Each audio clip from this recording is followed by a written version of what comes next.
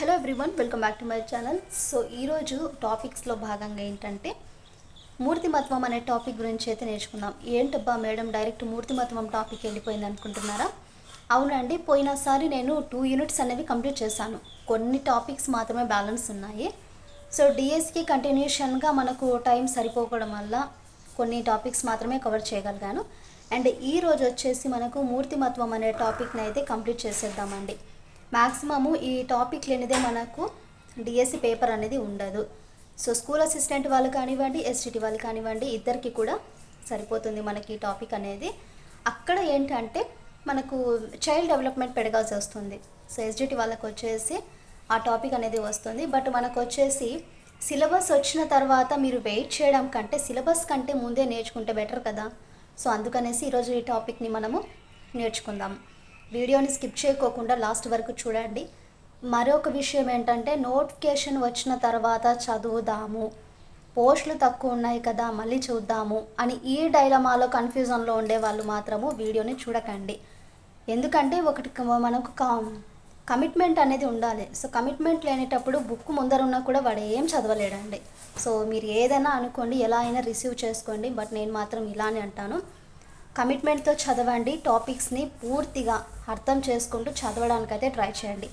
In case నేను ఇక్కడ ఏదైనా ఇంపార్టెంట్గా ఉండేటప్పుడు చెప్తూ ఉంటాను కదా, నోట్స్ని పక్కన పెట్టుకునేసి పాయింట్స్ని ఇంపార్టెంట్గా ఉండేవి మాత్రమే రాసుకోవడానికైతే ట్రై చేయండి. సో వీడియోని స్కిప్ చేస్తూ చూడొద్దు, లాస్ట్ వరకు చూడండి. అలాగే మీ యొక్క వాల్యుబుల్ కామెంట్ని మాత్రం కింద అయితే మనకు పెట్టండి, ఓకేనా. సో మూర్తిమత్వం అనే టాపిక్ అండి. ఫస్ట్ మూర్తిమత్వం టాపిక్ని దాని యొక్క ఇంట్రడక్షన్ పార్ట్గా చూసుకుంటే, పర్సనాలిటీ అనే ఆంగ్ల పదము పర్సోనా అనే లాటిన్ పదం నుండి వచ్చిందండి. ఇంపార్టెంట్ కదా ఇది. సో పర్సనాలిటీ అనే ఆంగ్ల పదము పర్సోనా అనే లాటిన్ పదం నుండి వచ్చింది. మరి దీని అర్థం ఏంటంటే ముసుగు, ముసుగు అండి. సో పర్సనాలిటీ అనే ఆంగ్ల పదము ఏ లాటిన్ పదం నుండి వచ్చింది మనకి? ఇక్కడ పర్సోనా అనే లాటిన్ పదం నుండి అయితే వచ్చింది. మరి దానికి మీనింగ్ ఏంటంటే ఇక్కడ ముసుగు అండి, మాస్క్ అంటారు. మరి గత డిఎస్సి అండ్ టెట్లో కనుక చూసుకుంటే చాలా డెఫినేషన్స్ ఇచ్చారు. సో డెఫినేషన్స్ని ఒకసారి చూద్దాం. చూడండి, ఇక్కడ ఆల్ఫర్డ్ అండ్ జేఎఫ్ బ్రౌను, ఐశాంక్ ఈ ముగ్గురు కూడా మనకు నిర్వచనాలు ఇచ్చారు.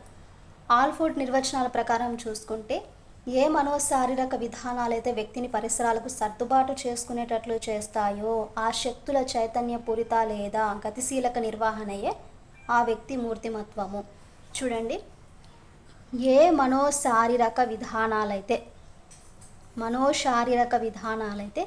వ్యక్తిని పరిసరాలు, సో మనకు పరిసరాలు ఉంటాయి కదా, సో ఆ పరిసరాలకు సర్దుబాటు చేసుకునేటట్లు చేస్తాయో ఆ శక్తుల చైతన్యపూరిత లేదా గతిశీలక నిర్వహణయే ఆ వ్యక్తి మూర్తిమత్వం అనేసి ఎవరు నిర్వచించడం జరిగిందంటే ఆల్ఫోర్డ్ బీనే అండి. నెక్స్ట్ జేఎఫ్ బ్రౌన్ ఏమన్నారంటే, మూర్తిమత్వం అంటే వ్యక్తి యొక్క లక్షణాంశాల గుణాత్మక నమూనా అన్నారు. మూర్తిమత్వం అంటే వ్యక్తి యొక్క లక్షణాంశాల గుణాత్మక నమూనా. నెక్స్ట్ థర్డ్ వన్ ఐసెంక్ సమగ్ర వాస్తవ ప్రవర్తన రీతులనే మూర్తిమత్వం అంటారు అనేసి ఈ ముగ్గురు నిర్వచనాలు ఇవ్వడం అయితే జరిగింది. మరి మూర్తిమత్వ స్వభావం అనేది ఎలా ఉంటుంది అని ఒకసారి చూసుకున్నట్లుగైతే, మూర్తిమత్వం అనేది ప్రత్యేకమైనది లేదా అద్వితీయమైనది. సో స్టార్టింగ్లోనే మనకు ఏది రాదండి, వెళ్ళంగా చదవంగా మనకు అర్థమవుతుంది. మూర్తిమత్వ నిర్మాణంలో వైయక్తిక భేదాలు ఉంటాయి. సో వైయక్తిక భేదాలు అనేవి కంపల్సరీగా ఉంటాయండి. అనువంశికత, పరిసరాలచే ప్రభావితం అవుతుంది మూర్తిమత్వం అనేది. మూర్తిమత్వ నిర్మాణము అభ్యసనము, అనుభవాల ద్వారా ఏర్పడుతుంది. మూర్తిమత్వ నిర్మాణం అనేది అభ్యసనము, అనుభవాల ద్వారా ఏర్పడుతుంది. దీనిని మనము అంచనా వేయచ్చు, అంటే ప్రాగుక్తీకరించవచ్చు. మూర్తిమత్వం అనేది ప్రాగుక్తీకరించవచ్చు. చూడండి ఇంకోసారి, మూర్తిమత్వ స్వభావము ప్రత్యేకంగా ఉంటుంది, అలాగే అద్వితీయంగా ఉంటుంది. వైయక్తిక భేదాలు ఉంటాయి. ఇవి మనకు అనువంశికము, పరిసరాలచే ప్రభావితం అవుతుంది, అలాగే అభ్యసనం, అనుభవాల ద్వారా ఏర్పడుతుంది. అండ్ దీన్ని మనం క్యాల్కులేట్ చేయొచ్చు, ప్రాగుక్తీకరించవచ్చు. అలాగే చూసుకుంటే మూర్తిమత్వం అనేది స్థిరంగా ఉంటుంది కానీ స్తబ్దంగా ఉండదండి. స్థిరంగా అయితే ఉంటుంది కానీ స్తబ్దంగా ఉండదు. ఇది గుర్తుంచుకోండి, స్థిరంగా ఉంటుంది బట్ స్తబ్దంగా ఉండదు. ఒక వ్యక్తి విభిన్న వ్యక్తులకు విభిన్న మూర్తిమత్వాలలో కనబడతాడు. ఒక వ్యక్తి విభిన్న వ్యక్తులు అంటే వేరొక వ్యక్తులకు విభిన్న మూర్తిమత్వాలలో సేమ్ ఒకేలాగే ఉండరు కదా. సో సిచ్యువేషన్ తగినట్టు ఉంటారండి. సో ఒక వ్యక్తి విభిన్న వ్యక్తులకు విభిన్న మూర్తిమత్వాలలో కనిపిస్తాడు. ఒక్కొక్కరితో ఒక్కొక్క రియాక్ట్ అనేది ఉంటుంది, గతిశీలమైనది. ఇది మనకు మూర్తిమత్వంకి సంబంధించింది. మరి లక్షణాలు కన్నా చూసుకుంటే పీటర్ షాండిఫర్డ్ వీటి గురించి పేర్కొన్నాడండి. సో మనకు పీటర్ షాండిఫర్డ్ వీటి గురించి పేర్కొన్నారు. ఏమని పేర్కొన్నారంటే భౌతిక లేదా శారీరక లక్షణాలలో చూసుకుంటే మనకు చర్మము, రంగు, జుట్టు రంగు మొదలైనవన్నీ కూడా భౌతిక శారీరక లక్షణాలు. శరీర నిర్మాణ లక్షణాలు కన్నా చూసుకుంటే జీవ ప్రక్రియలు, రక్త వర్గాలు ఇవన్నీ అండి. భౌతిక సామర్థ్యాలు కన్నా చూసుకుంటే ప్రజ్ఞ, విద్యా సాధన. అలవాట్లు చూసుకుంటే అలవాట్లు చూసుకుంటే మనకి ఇక్కడ ఆర్జిత ప్రతిస్పందనలు అండి. కౌశలాలు ఒక పనిని నిర్దిష్టంగా చేయడము, ఫర్ ఎగ్జాంపుల్ రాయడం కానీ గీయడము, ఇలాంటివన్నీ కూడా మనకు కౌశలాల కిందకైతే వస్తాయి. ఎబిలిటీస్ చూసుకుంటే అనువంశికంగా సంక్రమించి మనకు శిక్షణ ద్వారా అభివృద్ధి చెందేవి. అంటే ఒక్కోసారి మనకు సంగీతం నేర్చుకోవడం కానివ్వండి, నాట్యము, ఇవన్నీ కూడా మనకు సహజ సామర్థ్యాలు. అంటే ఒక్కోసారి అనువంశికంగా సంక్రమించి శిక్షణ ద్వారా అభివృద్ధి చెందేవే సహజ సామర్థ్యాలు. నెక్స్ట్ శక్తులు అండి. స్మృతి, వివేచన, ధారణ.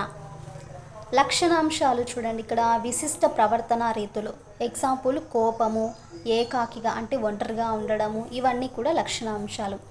అంతటితో మనకి ఏమైందంటే ఇక్కడ మూర్తిమత్వ లక్షణాలు అనేది కంప్లీట్ అయింది. నెక్స్ట్ క్లాస్లో వచ్చేసి మనకు మూర్తిమత్వ కారకాలు, అలాగే దాని తర్వాత మూర్తిమత్వ సిద్ధాంతాలు, చిన్న చిన్న టాపిక్స్ మనకు ఉన్నాయండి. మూర్తిమత్వ సిద్ధాంతాలు కూడా వెరీ ఇంపార్టెంట్.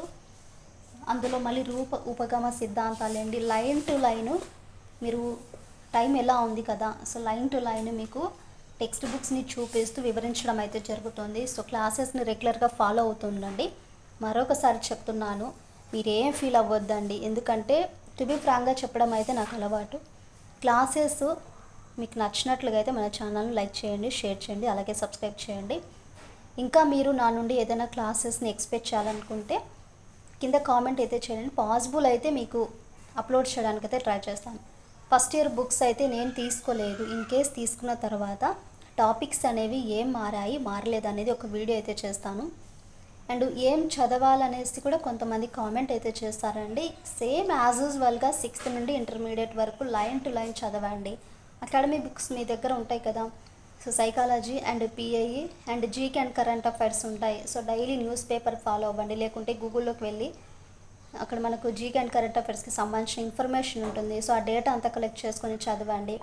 ఇంకేమండి, ఆల్రెడీ మీరు లాస్ట్ టెట్ డిఎస్సి రెండింటికి ఐడియా ఉంటుంది. సో ఇలాంటివన్నీ ఫాలో అవుతుండండి. ఈ డిఎస్సికైనా మనకు 2500 పోస్టులు ఉన్నాయి కదా.